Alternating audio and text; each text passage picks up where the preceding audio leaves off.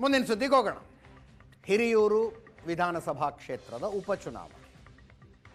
ಅಲ್ಲಿನ ಶಾಸಕರಾಗಿದ್ದ ಸಚಿವರೂ ಆಗಿದ್ದ ಸುಧಾಕರ್ ಅವರ ಮರಣದಿಂದಾಗಿ ಅಲ್ಲಿ ಉಪಚುನಾವಣೆಗಳು ನಡೆಯಬೇಕಾಗಿದೆ. ಮೈತ್ರಿಯಿಂದ ಈ ಸೀಟನ್ನು ನಮಗೆ ಕೊಡಬೇಕು ಅನ್ನುವ ಬೇಡಿಕೆಯನ್ನ ಜೆಡಿಎಸ್ ಇಟ್ಟಿದೆ.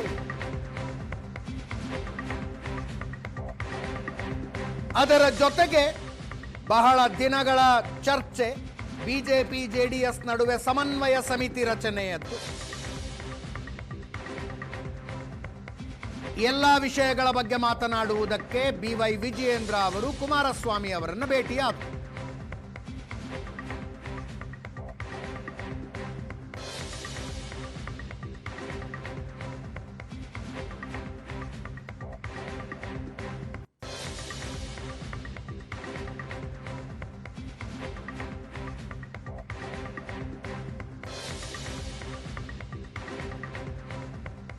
ರ್ಯಾಡಿಸನ್ ಬ್ಲೂ ಹೋಟೆಲ್ನಲ್ಲಿ ನಡೀತು ಈ ಭೇಟಿ. ಹಿರಿಯೂರು ಟಿಕೆಟ್ ನಮಗೆ ಕೊಡಬೇಕು ಅಂತ ಕುಮಾರಸ್ವಾಮಿ ಅವರು ಕೇಳಿದ್ರು. ಒಂದು ಸಲ ಅಲ್ಲಿ ಬಿಜೆಪಿ ಗೆದ್ದಿದೆ, ನಿಮ್ಮ ಬೇಡಿಕೆಯನ್ನು ಹೈಕಮಾಂಡ್ ನಾಯಕರುಗಳಿಗೆ ತಿಳಿಸ್ತೀವಿ, ಅವರೇನು ತೀರ್ಮಾನ ಮಾಡ್ತಾರೋ ಮಾಡಲಿ ಅಂತ ವಿಜಯೇಂದ್ರ ಅವರು ಹೇಳಿದ್ರಂತೆ. ಇನ್ನು ಸಮನ್ವಯ ಸಮಿತಿಯ ವಿಚಾರ, 3 ಜನ ಬಿಜೆಪಿಯ ನಾಯಕರು, 3 ಜನ ಜೆಡಿಎಸ್ ನಾಯಕರು ಇರುವ ಸಮನ್ವಯ ಸಮಿತಿಯನ್ನು ರಚಿಸೋದು ಅಂತಾಯ್ತು.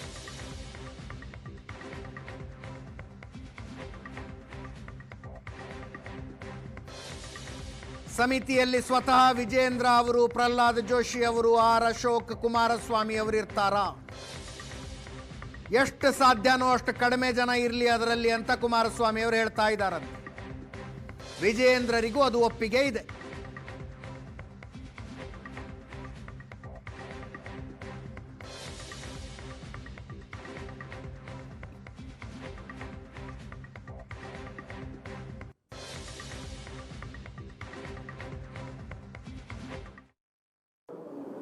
ಅದೆಲ್ಲ ನಡೀತಾ ಇದೆ. ಈಗ ಆಲ್ರೆಡಿ ಒಂದು ಸಮನ್ವಯ ಸಮಿತಿ ಆಗಬೇಕು ಅಂತಕ್ಕಂಥದ್ದು ಎರಡೂ ಪಕ್ಷದಲ್ಲೂ ಏನೀಗಾಗಲೇ ಒಂದು ಅಂತಿಮ ಹಂತಕ್ಕೆ ಬಂದಿದೆ. ಅದು ಮಾಡ್ತಕ್ಕಂಥದ್ದಕ್ಕೆಲ್ಲ ಚರ್ಚೆ ಆಗಿದೆ.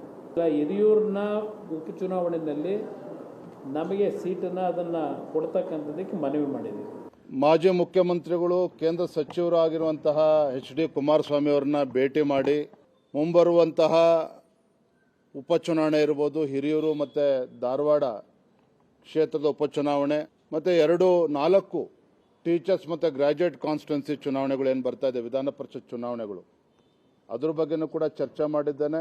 ಮತ್ತು ಇಂಥ ಭ್ರಷ್ಟ ಜನವಿರೋಧಿ ಕಾಂಗ್ರೆಸ್ ಸರ್ಕಾರವನ್ನು ಮುಂದಿನ ದಿನಗಳಲ್ಲಿ ಕಿತ್ತು ಒಗಿಬೇಕು ಅಂತ ಹೇಳಿದ್ರೆ ಬಿಜೆಪಿ ಮತ್ತು JDS ಮಧ್ಯೆ ಇನ್ನೂ ಹೆಚ್ಚು ಸಮನ್ವಯತೆಯಿಂದ ಕೆಲಸ ಮಾಡಬೇಕು ಅನ್ನೋ ವಿಚಾರವನ್ನು ಕೂಡ ನಾನು ಚರ್ಚೆ ಮಾಡಿದ್ದೇನೆ.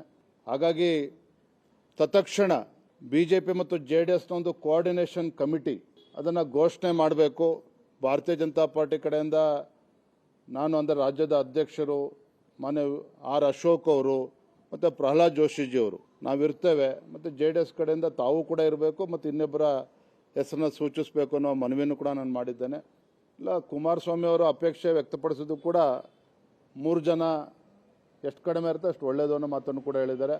ಬಿಜೆಪಿ ಹಾಗೂ JDS ನಡುವೆ ಯಾವುದೇ ಒಂದು ಗೊಂದಲಕ್ಕೆ ಅವಕಾಶವನ್ನು ಕೊಡದೇನೆ ಯಾವ ರೀತಿ ಚುನಾವಣೆಯನ್ನು ಎದುರಿಸಬೇಕು, ಹಿಂದೆ ಆದಂಥ ತಪ್ಪುಗಳನ್ನು ಸರಿ ಮಾಡಿಕೊಂಡು ಯಾವ ರೀತಿ ಒಟ್ಟಾಗಿ ಹೋಗಬೇಕು, ಇವೆಲ್ಲವನ್ನು ಕೂಡ ಚರ್ಚೆ ಮಾಡಿದ್ದೇನೆ. ಅವರು ಕೂಡ ಒಪ್ಪಿಗೆಯನ್ನು ಸೂಚಿಸಿದ್ದಾರೆ. ಇದು ನಾನು ತೀರ್ಮಾನ ಮಾಡುವಂಥದ್ದಲ್ಲ, ನಮ್ಮದೊಂದು ರಾಷ್ಟ್ರೀಯ ಪಕ್ಷ, ರಾಷ್ಟ್ರೀಯ ನಾಯಕರು ತೀರ್ಮಾನ ಮಾಡಬೇಕಾಗ್ತದೆ. ನಮ್ಮ ಪಕ್ಷದ ಅಭಿಪ್ರಾಯವನ್ನು ಮಾನ್ಯ ಕುಮಾರಸ್ವಾಮಿ ಅವರು ತಿಳಿಸಿದ್ದೇನೆ. ಯಾವುದೆಲ್ಲ ಗೊಂದಲಕ್ಕೆ ಅವಕಾಶ ಕೊಡದೇನೆ ಹೇಗೆ ಮುಂದೆ ಹೋಗಬೇಕು ಕೂತು ಚರ್ಚೆ ಮಾಡೋಣ ಅನ್ನುವ ಮಾತನ್ನು ಅವರು ಹೇಳಿದ್ದಾರೆ.